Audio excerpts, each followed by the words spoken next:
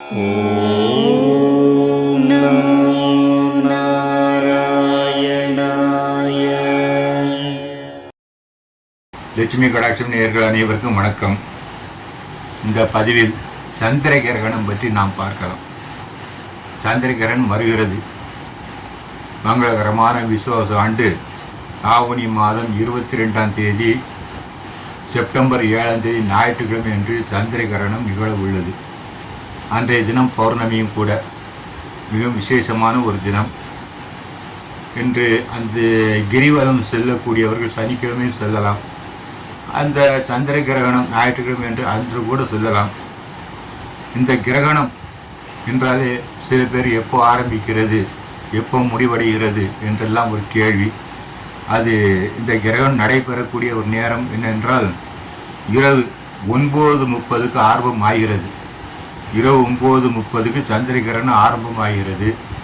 அது அப்படியே ஏறிட்ட மத்தியமம் என்று ஒரு பகுதி உண்டு. அந்த மத்தியமம் 11:40க்கு கிரகணம் மத்தியம். அதன் பிறகு முடிவடையக்கூடிய ஒரு நேரம் என்ன ஒன்று உண்டு. அது இரவு 1:26, அதாவது அதிகாலை 1:26 AM. கிட்டத்தட்ட 4 மணி நேரம் இந்த கிரகணம் நடைபெற உள்ளது. இது முழு சந்திர கிரகணம். இந்த கிரகணம் இந்தியாவில் தெரியும். இது எந்த நட்சத்திரத்தில் நடக்கிறது என்றால் பூரட்டாதி நட்சத்திரத்தில் நடைபெற உள்ளது. சில நட்சத்திரங்கள் அந்த பரிகாரம் சாந்தி செய்து கொள்ள வேண்டியது மிக அவசியம். அது என்ன நட்சத்திரம் என்றால் அவிட்டம், சதயம், பூரட்டாதி, திருவாதிரை, புனர்பூசம், விசாகம் ஆக இந்த 6 நட்சத்திரக்காரர்கள் சாந்தி செய்து கொள்வது மிக அவசியம்.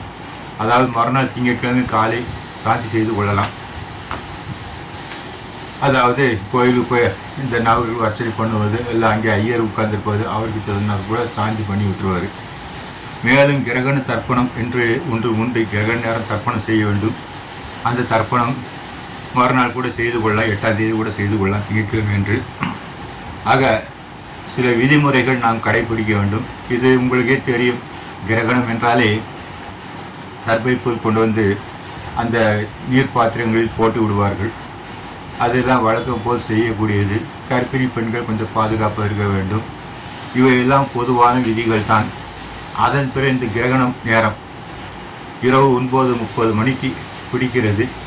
ஆக அன்று சாப்பிட வேண்டிய மாலை 5:30, 6 மணிக்குள் சாப்பிட்டு விடுவது மிக உத்தமம்.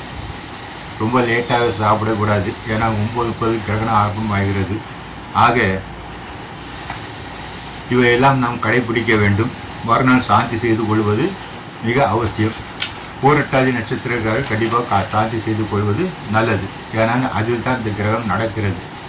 ஆக இந்த சந்திர கிரகணம் செப்டம்பர் 7ஆம் தேதி ஞாயிற்றுக்கிழமை என்று நடைபெறுகிறது. மங்களானி பவந்து.